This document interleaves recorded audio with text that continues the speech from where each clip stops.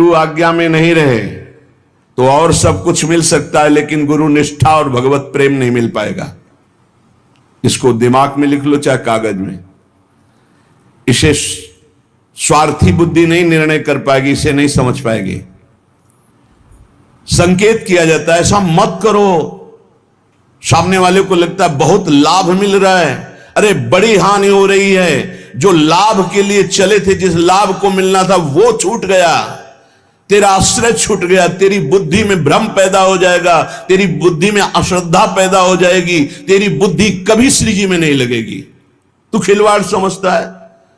सब छुटा करके एकमात्र श्री जी का भरोसा पड़े रहो, भगवत प्राप्ति हो जाएगी। भरोसा अंदर से अपनी बुद्धि का ले लिया, भरोसा धन का ले लिया, भरोसा अपने प्रबल पुरुषार्थ का ले लिया, चूक कर दी। भगवान का जो भक्त है यथार्थ में वही बंधनी होता है जिसे भगवान ने अंगीकार कर लिया। किसे अंगीकार कर लिया? जिसने सब भरोसा आशा एकमात्र प्रभु के चरणों में, वही भक्त है जिसको एक भरोसो, एक बल, एक आस विश्वास, एक राम घनश्याम ही चातक तुलसीदास। एकमात्र अपने प्रभु से ही आशा भरोसा बल, एकमात्र प्रभु से, प्रभु के सिवा और कुछ हमारा बल नहीं। जब गुरुजन कृपा करते हैं तब सब तरह से सब संबंधों को काटकर ऐसी जगह खड़ा कर देते, केवल तुम्हारे हृदय में रहे कि प्रियालाल के सिवा मेरा कोई नहीं। हम समझ नहीं पाते, हम अपनी बुद्धि से भरोसा लेते हैं व्यक्ति का, वस्तु का, धन का, नाना प्रकार के अन्य बलों का, इसीलिए शुद्ध भक्ति का जागरण हृदय में नहीं हो पाता। भक्त वही है जो एकमात्र श्री भगवान को अंगीकार करता है, और वंद्य वही है जिसको श्री भगवान अंगीकार कर लेते हैं। अर्थ शब्दों में तो समझ में आ रहा है, लेकिन आंतरिक अर्थ है भक्त वही है जिसने भगवान को अंगीकार किया, और जगत वंद्य वही है जिसको भगवान ने अंगीकार कर लिया, भगवान ने स्वीकार कर लिया। भगवत भक्ति के बिना जीना क्या जीना, मुर्दे का जीना। जिन हरि भगत हृदय ने आनी, जीवित सौ समानते प्राणी। जिसे भगवान ने अंगीकार कर लिया उस कुल जाति वर्ण रूप विद्या इसका कोई महत्व नहीं।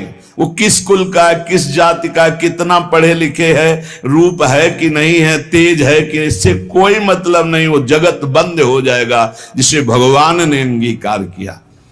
श्री महामहिम सूरदास जी कह रहे, जाको मन मोहन अंग करे, जिसे भगवान अंगीकार कर लेते हैं, ताको केस खसे नहीं सिरते,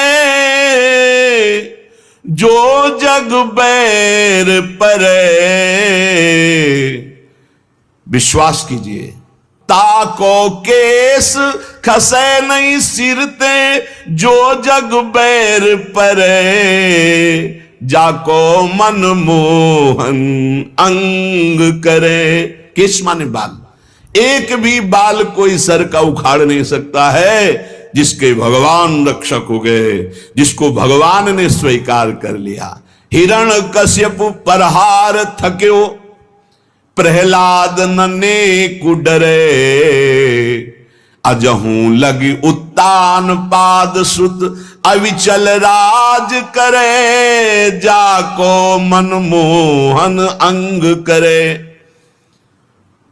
कयाधु जी ने सुंदर श्रृंगार किया। प्रहलाद जी का 5 वर्ष के बालक हैं, दौड़कर गए सिंहासन त्रिभुवनपति हिरण्यकश्यप, जिसकी एक ललकार गर्जना में बड़े बड़े देवता हाथ जोड़कर खड़े होते हैं। वही है भगवान का दिव्य पार्षद, कोई और थोड़ी है।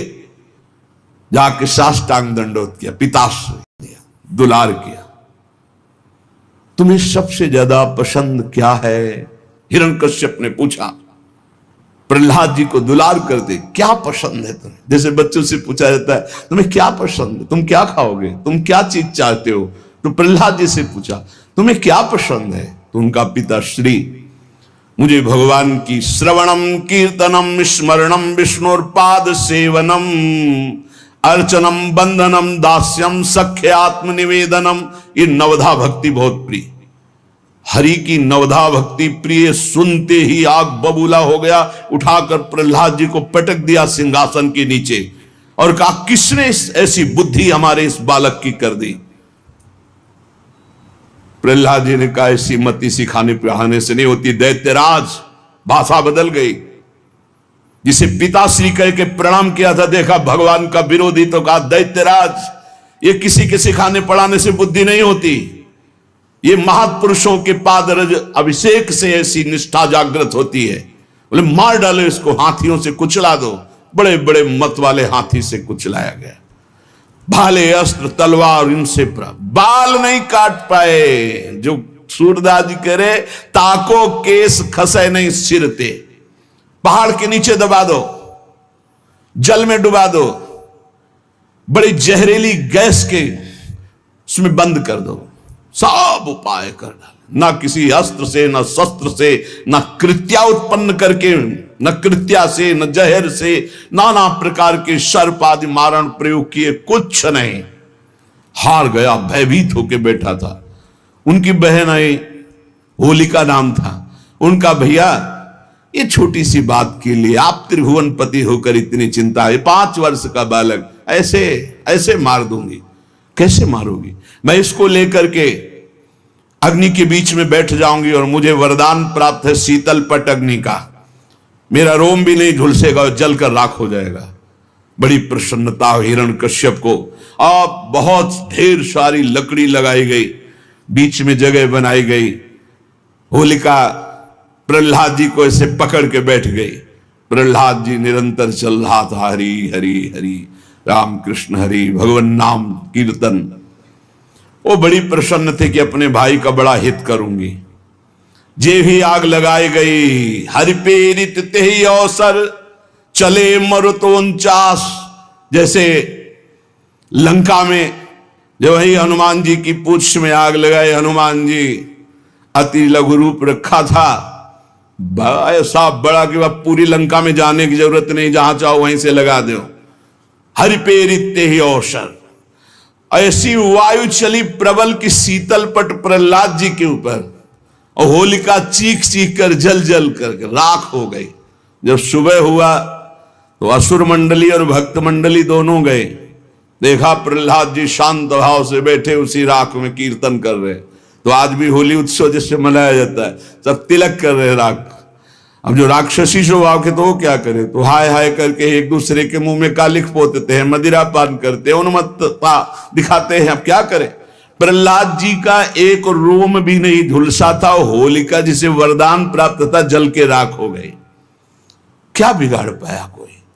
आखिरकार ऐसा रूप जो शास्त्रों में कभी नहीं पढ़ा गया, जो किसी के ध्यान का विषय भी नहीं था, भगवान ने नरसिंह रूप धारण किया और परम वरदानी हिरण्यकश्यप को फाड़ के फेंक दिया। ऐसे कैसा भगवान का करुणा में महामाधुर्य स्वरूप अपने भक्त के लिए कैसा क्रोधावेश धारण किया। पूरा थर्रा रहा था देवलोक भी। किसी की हिम्मत नहीं थी कि सामने जाकर भगवान की स्तुति कर ले, अब दूर से स्तुति कर। जब प्रहलाद जी से कहा, दौड़ गए प्रहलाद जी, भगवान ने गोद में उठा लिया। नरसिंह रूप है इसलिए जिह्वा से चाट रहे, दुलार कर रहे। जिसे भगवान अंगीकार करते, कौन उसका बाल भी बांका कर सकता है? 5 वर्ष के श्री ध्रुव जी महाराज, उत्तानपाद महाराज ध्रुव जी की तरफ देखा। ध्रुव जी गोद में चढ़ना चाहते, वो झटक दिया। इस सिंहासन पर बैठने का अगर तुझे अधिकारी बनना है तो तू मेरी सौत के गर्भ से प्रकट है। जा नारायण की तपस्या करो, मेरे गर्भ से प्रकट हो, तब इस सिंहासन में बैठने का अधिकारी होगा। मां के पास गए। माता जी ने ऐसे ऐसे शब्द कहा। बोले ठीक कहा बेटा, क्योंकि महाराज मुझे पत्नी क्या दासी भी अब स्वीकार नहीं करते। ठीक कहा, तू जा नारायण का भजन कर और ऐसे पद को प्राप्त कर जो अमोघ है। बस मां के चरण छुए चल दिए। 5 वर्ष के बालक है। जब कोई भगवत मार्ग में चलता है तो भगवान की कृपा से प्रेरित होकर भक्त, महाभागवत, संत, इनका सानिध्य मिलता है। भगवत स्वरूप देवर्षि नारद जी है। नारायण नारायण नारायण, कहां जा रहे हो बेटा? ऐसा उतावलापन दिखाई दे रहा है, तुम कोई बड़ा निश्चय लिए हो। प्रणाम किया और कहा, प्रभु मैं भगवान नारायण की तपस्या करके उत्तम पद प्राप्त करना चाहता हूं। हमें लगता है तुम्हारे दिल को किसी ने दुखाया। हां, माता सुनीति करुणामयी कृपामयी है, उन्होंने आदेश दिया है, क्योंकि सुरुचि का ऐसा आदेश है। महाराज मुझे झिटकते हुए मां के वचनों से बचाया नहीं, गोद में नहीं बैठाला। तुम गोद में बैठालने की बात करते हो, मैं अभी चल करके रास तिलक करवाता हूं, आदेश करता हूं तानपात को, अभी वो तिलक कर देंगे। अब तो और निष्ठा बढ़ गई, जब भगवान के लिए चला तो रास तिलक की बात है, अब तो कदम पीछे नहीं होंगे। दूसरा होता तो शिथिल हो जाता।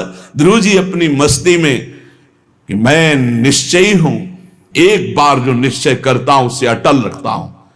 गुरुदेव चाहे प्राण निकल जाए, अब बिना भगवत आराधना के वापस नहीं हो सकता। नहीं नहीं, वहां बहुत मच्छर हैं, बहुत ऐसे हिंसक पशु हैं, राक्षस हैं, खा जाएंगे। गुरुदेव मृत्यु स्वीकार करता हूं, लेकिन कदम पीछे नहीं। चेला पक्का, गुरुमंत्र दिया, पीठ ठोक दी। 6 महीना में भगवत साक्षात्कार करके अजहू लगी उत्तान पाद सुत अविचल राज करे, जाको मनमोहन अंग करे, राखी लाज द्रुपद तनया की,